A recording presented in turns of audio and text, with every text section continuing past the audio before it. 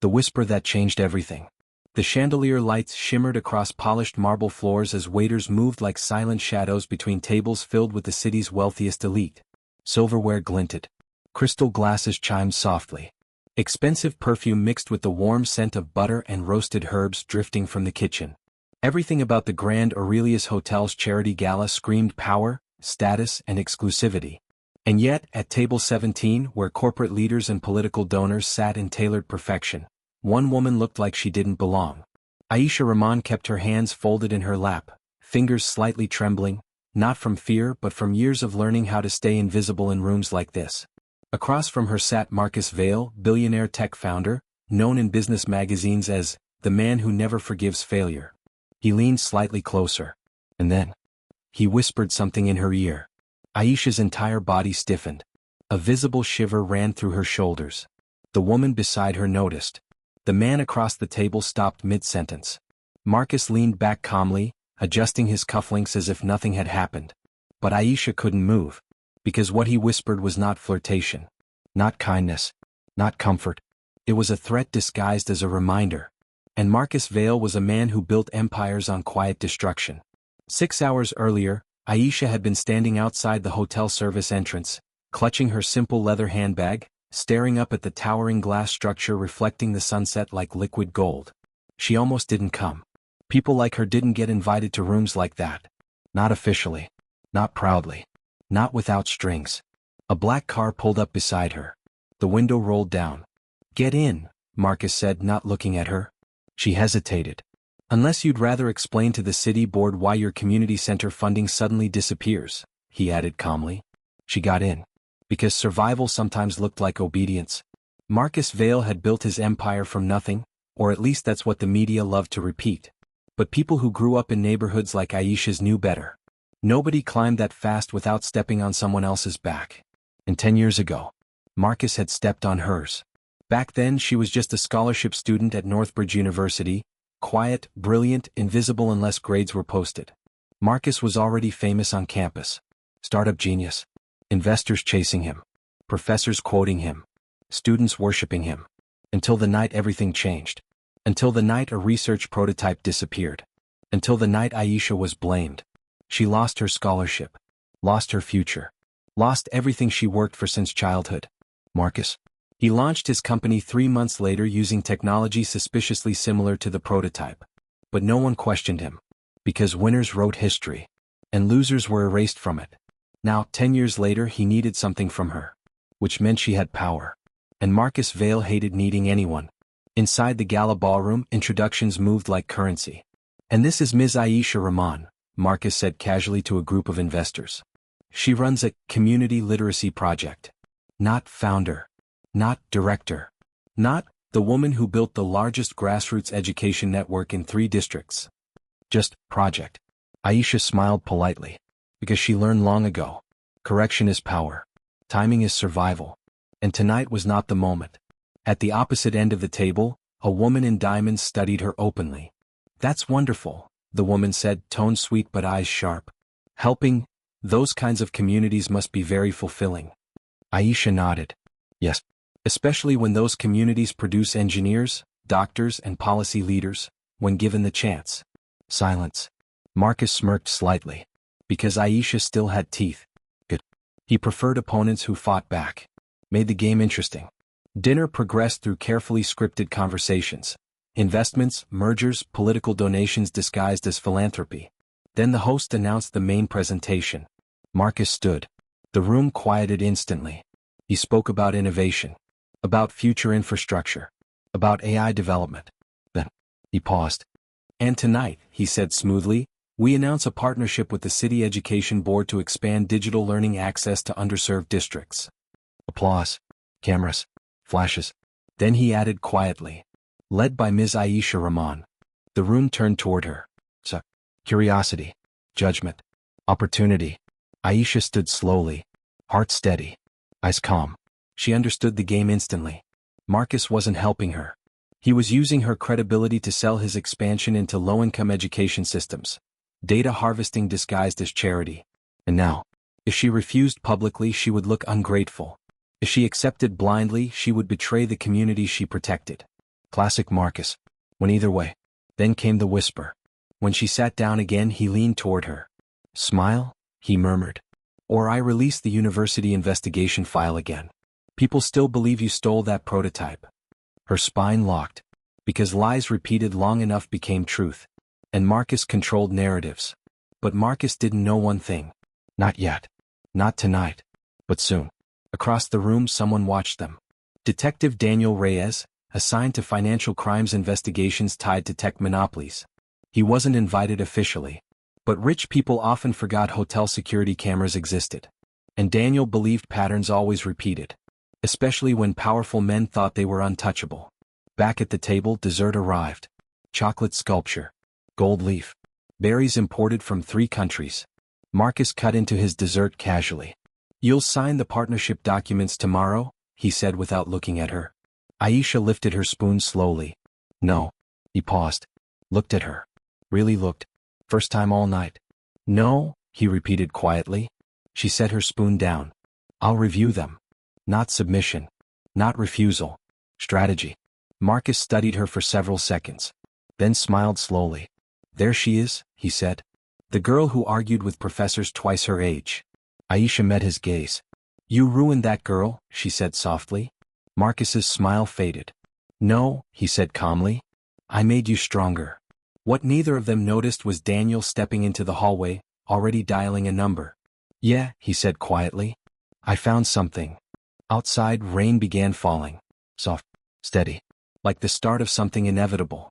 Aisha left the gala alone. No car. No driver. Just night air and city noise. Her phone buzzed. Unknown number. She answered. Aisha Rahman? A male voice asked. Yes. This is Detective Reyes. I think we need to talk about Marcus Vale. She stopped walking. Because fate rarely knocked politely. Sometimes it kicked doors open. Inside the hotel, Marcus watched security footage replay silently. He watched himself whisper to her. Watched her reaction. Watched her eyes. Not fear. Not submission. Something else. Something dangerous. He leaned back slowly. And for the first time in 10 years, Marcus Vale felt uncertain. Because revenge wasn't the only game being played anymore.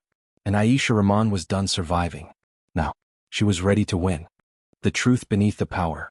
Rain coated the city in silver streaks as Aisha stood beneath a flickering streetlight, Detective Reyes' words still echoing in her ears. Cars passed in blurred reflections across wet pavement, the world moving forward as if nothing had changed. But for Aisha, everything had. Because 10 years ago she lost everything. And now the past was knocking again. Ms. Rahman, Detective Reyes said through the phone, voice steady but urgent. I know about Northbridge University. About the prototype case. And I don't think you stole anything. Aisha closed her eyes briefly. Not relief. Not yet. Just recognition. Someone was finally asking the right question. Then why call me now? She asked quietly. Because Marcus Vale is expanding into education infrastructure, Reyes replied. And when powerful people move into data systems involving children and public funding, I start looking closer. Aisha exhaled slowly. Meet me tomorrow, Reyes said. Public place. Somewhere with cameras. She almost laughed. Trust me, she said, I don't go anywhere without cameras anymore. That night sleep didn't come. Instead memories did. Northbridge University labs. The smell of solder and warm circuitry. The prototype, adaptive learning software designed to customize education for underfunded schools. Her life's work. Stolen. Then buried under accusations. Then turned into the foundation of Marcus Vale's empire. Back then she had no lawyers. No money. No power. Only truth. And truth, she learned, needed protection to survive. The next morning, sunlight broke through storm clouds like a promise. Aisha chose a simple navy blazer and white blouse. Professional, controlled, unshakable. Not the invisible girl anymore. Not the broken student. Now she was Director Rahman. Founder. Protector. Builder. And if Marcus wanted a war disguised as business? He was 10 years late. The cafe where she met Detective Reyes smelled like espresso and cinnamon. Students worked on laptops. Conversations hummed low. Normal life. Reyes looked younger than she expected. Early 30s. Observant eyes. Calm posture of someone who watched more than he spoke. Thank you for coming, he said. I almost didn't, she replied honestly. He nodded. Fair. He slid a tablet across the table. Security footage screenshots. Bank transfers. University disciplinary board meeting records. Then one image froze her. Marcus. Leaving the lab hallway the night the prototype disappeared. Timestamp, 11:42 p.m. The official report claimed he was at an investor dinner. He lied, she whispered. Reyes nodded. We think the university buried it. Donors were involved. Marcus was already bringing money into research partnerships. Aisha's fingers curled slowly. Not shaking. Grounding. So why now? She asked again. Because he's about to control educational data pipelines across 3 cities, Reyes said. And if he stole once, I don't believe he stopped. Meanwhile, across the city, Marcus sat in his glass office overlooking Skyline Towers. His assistant stood near the door. Ms. Rahman requested contract revision time, she said. Marcus didn't look up. Of course she did. She also requested independent data ethics oversight written into the agreement. That made him pause. Interesting. Very interesting. Approve the meeting, he said calmly. Schedule legal review. His assistant hesitated. Sir. She's not reacting like someone being pressured. Marcus finally looked up. That's because she isn't, he said quietly. And something about that excited him. Dangerous opponents were rare. Back at the cafe, Reyes leaned forward. I can't reopen the university case without testimony, he said carefully. Aisha stared at the tablet. At the hallway image. At the life she lost. I spent 10 years rebuilding, she said quietly. If I step into this, he won't just come after me. I know, Reyes said. He'll go after my schools. My funding. My staff. Reyes didn't interrupt. Because some decisions required silence. Finally she said, I'm already in this. Across the city, Marcus received a notification. City Education Board, Emergency Review Request. Requested by Director Aisha Rahman. His smile faded slightly. Because now she was moving first. And Marcus Vale respected only one thing. Strategy. That afternoon, Aisha stood inside her community education center. Kids laughed. Whiteboards filled with handwriting. Second-hand computers humming with possibility. A volunteer teacher approached her. Everything okay? He asked gently. She smiled. Yes, she said. Because fear was loud. But purpose was louder. That evening, Marcus hosted a private executive meeting. Large screen projections. Investment models. Expansion maps. And right at the center. Community Trust Integration Model. Powered by Aisha Rahman's network access. One board member spoke. Are we certain she's cooperative? Marcus tapped the table lightly. She will be, he said. But inside he remembered her eyes at the gala. Not afraid. Calculating. And Marcus hated not being in control. 2 days later, Aisha walked into the contract review meeting. Marcus was already there. Of course he was. Punctual when it mattered. Their lawyers sat on opposite sides. Formal. Cold. Professional war. She placed her revised document on the table. Marcus skimmed it. Then leaned back. You added transparency clauses, he said. Yes. You added third-party oversight. Yes. You added data protection guarantees for student records. Yes. He looked at her. Long. Quiet. Then he smiled slowly. You're preparing for a fight. She held his gaze. I'm preparing for accountability. The room temperature seemed to drop. After the meeting, Marcus stopped her near the elevator. You think this ends with paperwork? He asked quietly. No, she said. I think it ends with truth. He studied her face. You're not afraid of me anymore. She stepped into the elevator. No, she said. Doors closing. Because power only worked when fear existed. And Marcus was starting to feel something unfamiliar. Loss of control. That night, Detective Reyes received new financial trace data. Offshore accounts. University donation laundering. Marcus Vale's early funding trails. Reyes leaned back slowly. This is bigger than I thought, he muttered. Across the city, Aisha sat at her desk reviewing old emails from 10 years ago. Then she found it. A deleted draft recovered by digital archive. From Marcus. Sent, then unsent, the night of the theft. Subject line. Prototype access confirmed. Her breath caught. Because truth had a way of surviving. Even when buried. Meanwhile, Marcus stood in his penthouse watching the city lights. His phone buzzed. Unknown number. He answered. Silence. Then a voice said. We know about Northbridge. Call ended. Marcus stared at the phone, then slowly smiled. Because if war was coming, he would not lose. But for the first time, he wasn't sure he would win easily either. Across the city, Aisha saved the email file, then looked out at the skyline. 10 years ago she lost everything. Now, she had evidence, allies, and something Marcus never understood. A reason bigger than revenge. Because she wasn't fighting for herself anymore. She was fighting for every kid told they didn't belong in rooms where decisions were made. And this time, she would not be erased. When power starts to crack, the storm didn't announce itself with thunder. It began quietly, like truth usually does. 3 weeks after the gala, the city council chamber buzzed with controlled tension. Reporters lined the back wall. Cameras were set. Staff whispered in tight circles. The agenda read like any other infrastructure funding review, but everyone in the room knew this meeting was different. Because Marcus Vail was presenting his education expansion plan, and Director Aisha Rahman had requested speaking time. Marcus stood near the presentation screen, reviewing data projections, posture relaxed, expression controlled. To most people he looked untouchable. But he hadn't slept much. Not since the anonymous call. Not since noticing subtle changes, investors asking sharper questions, board members requesting extra compliance reports, journalists suddenly interested in 10-year-old university archives. Patterns shifting. Pressure building. He didn't panic. Marcus Vail never panicked. But he adapted. Across the chamber, Aisha sat beside Detective Reyes, though officially he was there as an observer, not part of the hearing. "You're sure?" he asked quietly. "No," she said honestly. Then added, "But I'm ready." Because courage wasn't the absence of fear. It was moving anyway. The council chair called the meeting to order. Marcus presented first. Flawless delivery. Data-driven impact projections. Projected literacy improvement percentages. Projected job creation numbers. Projected cost savings. Everything polished. Everything persuasive. Applause followed. Because power often sounded reasonable. Then the chair nodded toward Aisha.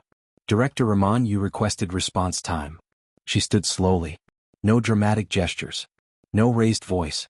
Just presence. And sometimes presence was louder than noise. "I support educational technology expansion," she began calmly. Heads nodded. Investors relaxed. Then she continued. "But only when it protects students, not profits from them." Murmurs. Marcus watched her carefully. Not angry. Not defensive. Calculating. Always calculating. She clicked a remote. The screen behind her changed. Northbridge University, Research Grant Allocation Timeline. Then, Security Still Image. Marcus. Hallway outside Prototype Lab. 10 years ago. The room shifted. Marcus didn't move. But his jaw tightened slightly. "I was accused of stealing adaptive learning software 10 years ago," Aisha said steadily. "I lost my scholarship. My academic record was permanently marked." Silence spread slowly. Heavy. Uncomfortable. Necessary. Then she said the sentence that changed everything. "I didn't steal it." Another click. Financial transfer records appeared. University donor accounts linked to early Vail Tech investment funds. Detective Reyes watched council members lean forward. Because numbers didn't lie. And money left trails. Marcus finally spoke. "Director Rahman," he said calmly, "this seems like a personal grievance, not infrastructure policy." She turned toward him. Eyes steady. "No," she said. "It's about trust." Then she displayed the recovered email draft. Subject: Prototype access confirmed. Timestamp: IP trace. Marcus's old university network login. Gasps moved across the chamber. Not loud, but sharp. Like glass cracking. Marcus stood still. Inside, calculations exploded. Damage control. Legal positioning. Investor confidence. Media narrative. But he didn't interrupt. Because interruption looked like weakness. Council chair leaned forward. "Mr. Vail," she said carefully, "do you want to respond to these claims?" Marcus adjusted his sleeve slowly. Then said, "These are incomplete data points taken out of context." Calm. Measured. Still powerful. But not untouchable anymore. Then Detective Reyes stood. Not planned. Not scheduled. But necessary. "With respect," Reyes said, "there is an active financial investigation into early Vail Tech funding sources and university partnership influence." The room erupted into whispers. Media phones lifted instantly. Marcus turned slowly toward Reyes. And for the first time in years, Someone met his power without flinching. The chair called for order. Meeting paused. Emergency ethics review motion proposed. Vote scheduled. Marcus gathered his files slowly. Not rushed. Not shaken. But inside. The board was shifting. And he could feel it. Outside the chamber, reporters flooded the hallway. Questions flying. Mr. Vale, did you steal research technology? Director Rahman, are you filing charges? Is this corporate fraud? Security moved them apart quickly.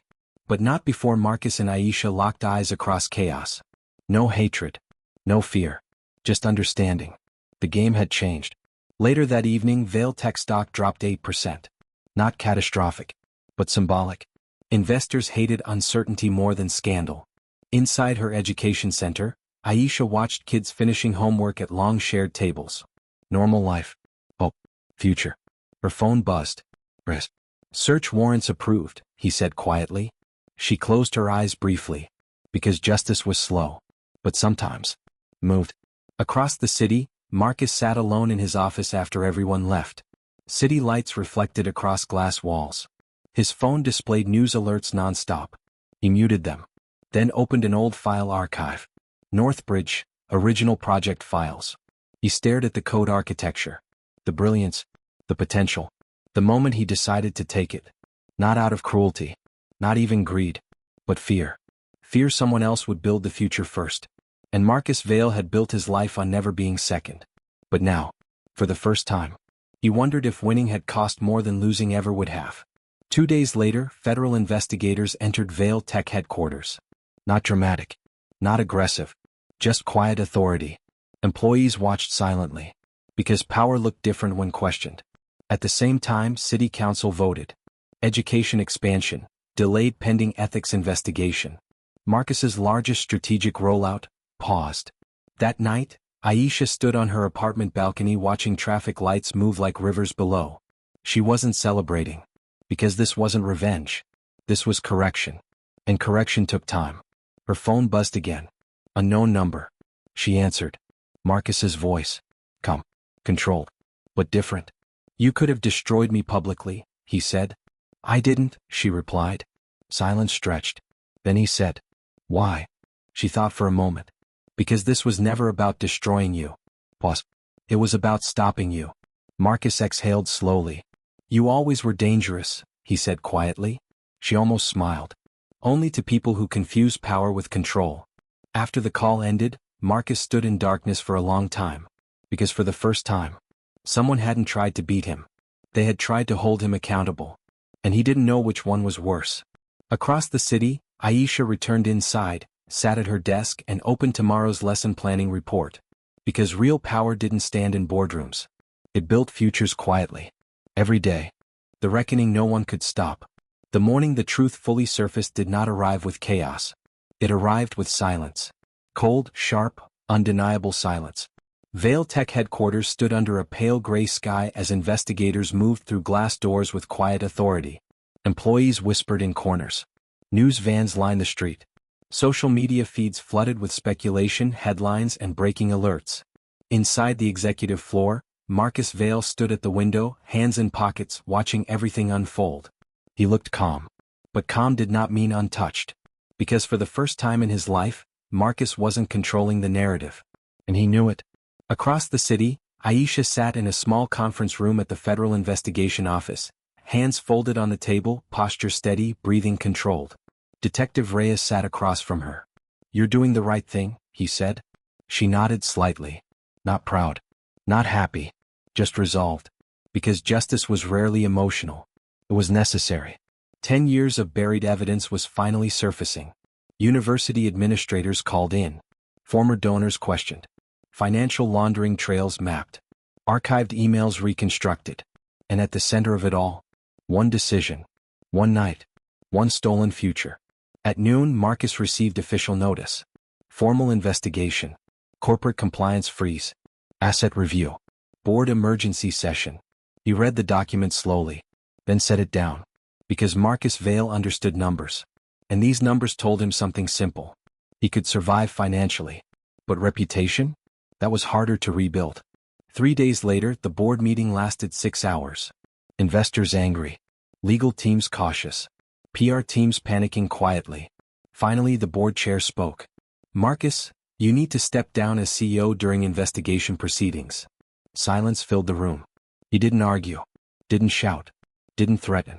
Because Marcus Vale knew when a battle was already lost. He simply nodded once. Understood, he said. And just like that, the most powerful man in the room became replaceable. That same evening, news alerts exploded across the country. Vale Tech founder steps down amid investigation. University scandal linked to early tech funding. Education expansion project under independent oversight. But one headline stood out most. Community education director credited for exposing systemic academic cover-up. Aisha stared at it for a long time. Not smiling. Because recognition was never the goal. Protection was. 2 weeks later, the university publicly cleared her name. Official apology issued. Scholarship revocation reversed retroactively. Academic record restored. 10 years late. But still powerful. When Aisha walked back onto Northbridge University campus for the first time since that night, students moved around her without knowing who she was. And that was okay. Because she never fought to be famous. She fought to be believed. At the same time, Marcus sat inside a private legal conference room, reviewing case strategy with attorneys. But his mind wasn't on legal defense. It was on something else. Regret. Not loud. Not dramatic. Just present. Because when the noise of power faded, you heard your own choices more clearly. One afternoon, Marcus requested a meeting. Neutral location. Public setting. Aisha agreed. Not out of forgiveness. Not out of fear. But closure mattered. They met at the same cafe where she first met Detective Reyes. Marcus arrived early. For once. When she walked in, he stood. Respectful. Quiet. Different. They sat. Silence lingered. Then he said, I never thought it would come back. She nodded. Truth usually does. He studied his coffee cup. I told myself I was protecting my future. She said nothing. Because some realizations needed space. Finally he said, I destroyed yours. Aisha inhaled slowly. Then said, You delayed it. He looked up, surprised. I built something better, she continued calmly. Something you never understood. What's that? He asked quietly. She met his eyes. Purpose. The word landed heavier than accusation. Because purpose couldn't be bought. Couldn't be stolen. Couldn't be manufactured in boardrooms. Marcus nodded slowly. I don't expect forgiveness, he said. You're right, she replied gently. But I do believe in accountability. He exhaled. And for the first time, he looked lighter. Not free, but honest. Months later, federal settlements finalized. Vale Tech restructured under strict data ethics oversight. Education systems protected by independent regulation. New laws drafted on academic research ownership protection. Real change. Not symbolic. Aisha expanded her education network across 2 more cities. Thousands of students gained access to technology without exploitation. Without hidden data mining. Without corporate manipulation. Because now, safeguards existed. One afternoon, she visited her original community center. Kids still laughed. White boards still filled with dreams written in messy handwriting. A little girl tugged her sleeve. Miss Aisha, are you famous? Aisha smiled softly. No, she said. I just do my job. The girl nodded like that made perfect sense. Because sometimes, it did. Across the city, Marcus began quietly funding independent education ethics programs anonymously. Not redemption. Not image repair. Just correction. Because some debts weren't paid in money. They were paid in change. Years later, when people told the story, they framed it as a battle. Power versus truth. Wealth versus justice. But the real story was simpler. One person decided not to stay silent. And that changed everything. Because respect is not given to titles. It is earned through actions. Because power without responsibility is only temporary. Because truth may be delayed, but it is rarely defeated.